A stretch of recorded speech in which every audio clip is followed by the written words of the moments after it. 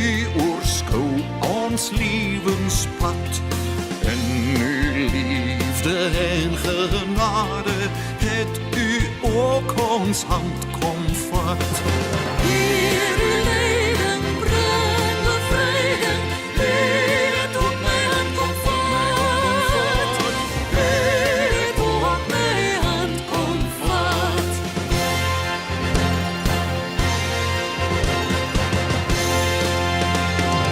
U, mijn redder, groot en machtig, u het mij ook raak gezien. Ek is feilbaar, swak, onzeker, toch wil ek u dankbaar dien. Waar twee of meer in my naam vergader, daar is ek self teenwoordig. Genade en vrede vir u van God die Vader, Jesus Christus die Heer, deur die werking van die Heilige Gees. Amen. Ons skriflesing is vanmôre uit Romeine 5, vers 1 tot 11. Die vrug van die vryspraak. God het ons dan nou vrygespreek deurdat ons glo. Daarom is daar nou vrede tussen ons en God deur ons Here Jesus Christus.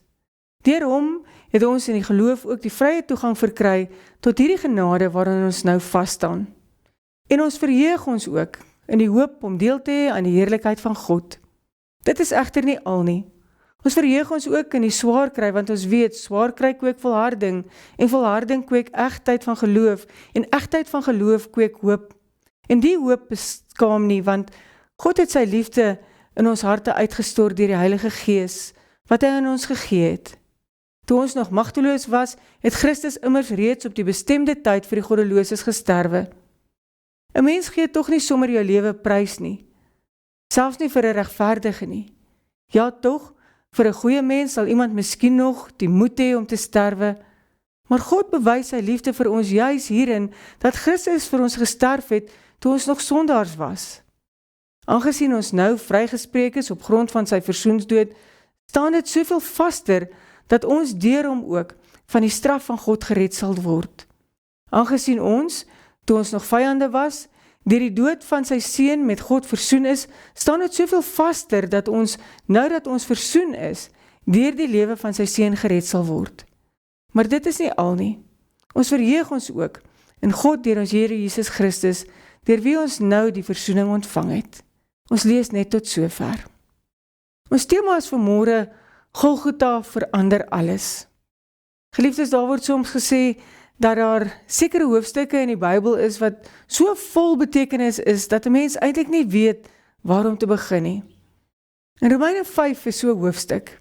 Iemand het eendag gesê dat om oor Romeine 5 te preek is amper soos om met jou rug na 'n groot indrukwekkende gebou te staan en dit vir iemand anders te probeer beskryf. Stel jouself voor, jy staan voor 'n indrukwekkende kerkgebou en jy probeer dit beskryf. Wel, dit het 'n hoë toring en groot vensters en 'n interessante dak.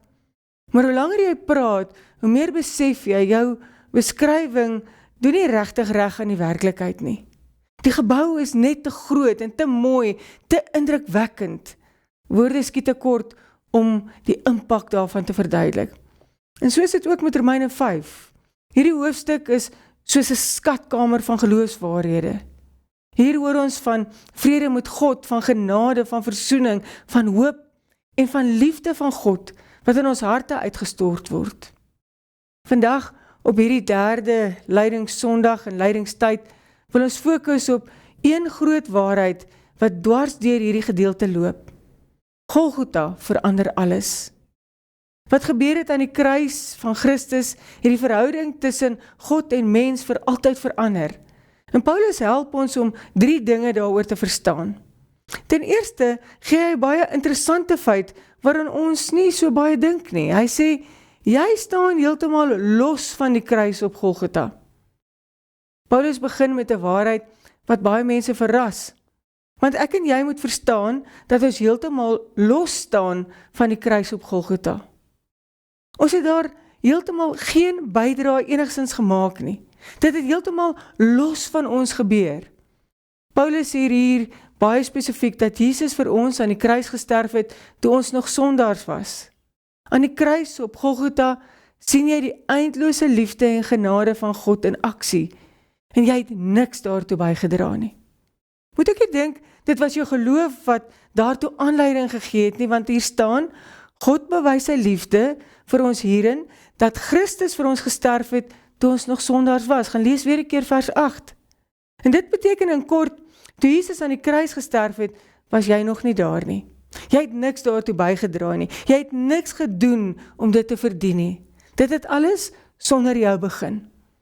En Paulus gebruik self sterker taal. Hy sê, Christus het vir ons gesterf toe ons nog sondaars was. Hy het gesterf toe ons nog vyande van God was. Gelees gerus weer vers 9 en 10. Dit is eintlik skokkende taal. Want ons sou dink, miskien het God ons gered omdat hy iets goeds in ons raak gesien het. Maar Paulus sê nee. God se liefde het nie begin by ons goedheid nie. Dit het begin by God se genade. Iemand het dit eenmaal so raak gestel en gesê, as jy dink, jy kan iets bydra tot die verlossing, dan is jy bykans 2000 jaar te laat. Die werk is reeds gedoen. Op Golgotha het God self die inisiatief geneem. God het self die prys betaal. God het self die deur na versoening oopgemaak. En dit is die wonder van die kruis. Ons word nie gered omdat ons die regte besluite geneem het, of goed genoeg gelewe het, of die gebooie perfek nagekom het nie. En dis die wonder ook van Goeie Vrydag. Dis alles God se werk. Voordat ek kon kies, voordat ek kon vra, onthou jy nog daardie gesang? Het U my skuld gedra. En al wat jy moet doen, is om dit te ontvang, om die geloof wat Jesus in ons bewerk het, om dit jou eie te maak, en oorstelp te wees deur die wonder daarvan. Iemand sal dalk nog bereid wees om vir 'n goeie mens te sterwe, maar God bewys sy liefde vir ons daarin, dat Christus vir ons gesterwe het, toe ons nog sondaars was. Ons word gered, omdat God lief het. As daar een ding is wat jy vandag moet hoor, God het in sy eindlose genade op Golgotha alles gedoen wat nodig was vir jou vrede. Want dis hoe lief hy ons het. Dit is wat lydingstyd vir ons wil leer. Die kruis is God se werk, nie ons se nie. Die tweede punt wat Paulus wil maak is net so verrassend. Eers sê hy, jy staan los van die kruis, en dan sê hy in die tweede plek, jy is ten nouste betrokke by die gebeure aan die kruis. Aan die een kant het jy niks bygedra tot die kruis nie, maar aan die ander kant sê die Bybel, dat jy diep betrokke is by dit wat daar gebeur het.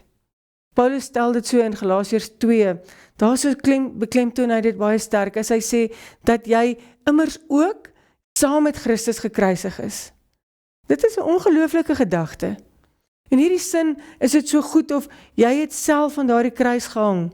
So volledig het Jesus jou daarteen verteenwoordig. Sy dood was volledig plaasvervangend in jou plek. Daar het hy al die skuld gedra wat die vrede tussen jou en God dalk voorheen onmoontlik gemaak het. Daar het hy dit namens jou betaal. Hy het jou verteenwoordig. Die teoloog noem dit 'n plaasvervangende versoening. Jesus het die straf gedra wat jy moes dra. Hy het die skuld gedra wat ons moes dra. Dis iets wat ons op geen manier kan verstaan nie.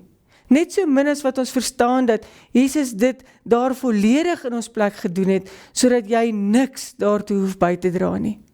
Net so onmoontlik is dit om te verstaan dat ons ou sondige lewe as vyande van God net daar geëindig het. Dat jy letterlik aan die kruis gesterwe het, sodat jy nou 'n nuwe lewe kan lei. Jesus het nie aan die kruis net vir jou nuwe opsies geopen, sodat jy nou 'n nuwe blaadjie kan omblaai en in vrede met God verder kan lewe nie. Dit is oneindig meer as dit. Paulus sê, jou ou lewe het daar geëindig. Die mens wat van God vervreem was, die mens wat teen God geleef het, die mens wat vasgevang was in die sonde, daardie mens het aan die kruis gesterf. En dit beteken dat die kruis nie net 'n simboliese gebeurtenis is nie. Dit is 'n beslissende keerpunt in jou en in my lewe. Die vyandskap tussen jou en my en God het geëindig. Die skuld is betaal. Die skeiding is oorbrug. Wat eens onmoontlik was, het nou moontlik geword. Vrede met God. En jy hoef nooit weer afgesny van hom en sy genade te lewe nie. Jy lewe in Christus 'n nuwe lewe.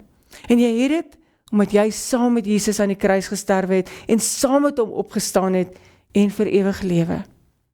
Paulus begin hierdie hele gedeelte met hierdie wonderlike woorde, omdat ons dan uit die geloof geregverdig is, het ons vrede met God, deur ons Here Jesus Christus. Romeine 5 vers 1. Dit is nie net 'n vaag sentimentele vrede nie, dit is 'n herstel van 'n verhouding.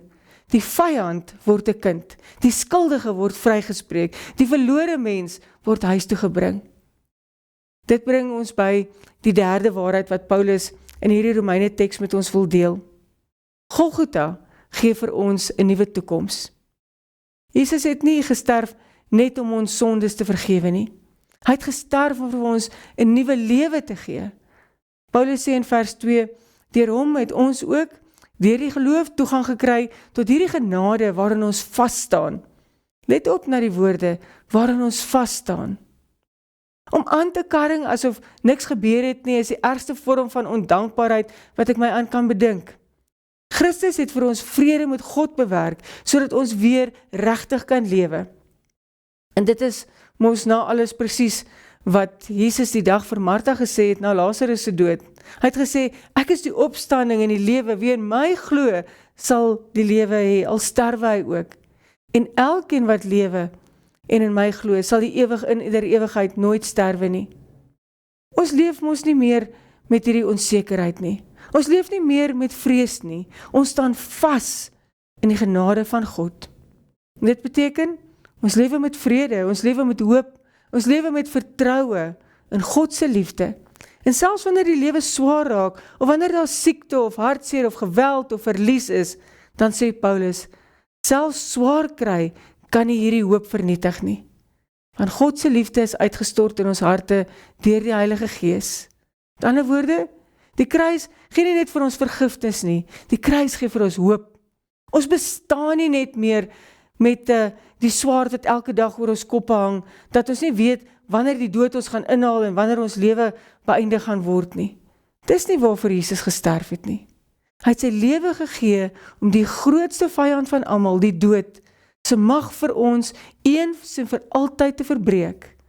En daarom mag jy maar vandag uitgaan en gaan lewe, want God het jou lief genoeg gehad om sy seun in jou plek te gee, sodat jy kan lewe. Dit beteken dat die dood nie meer die finale woord het nie.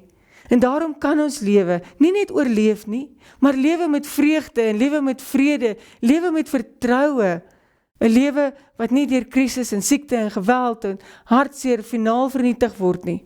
Want ons weet niks kan die lewe wat God vir ons gegee het, enigstens wegvat nie.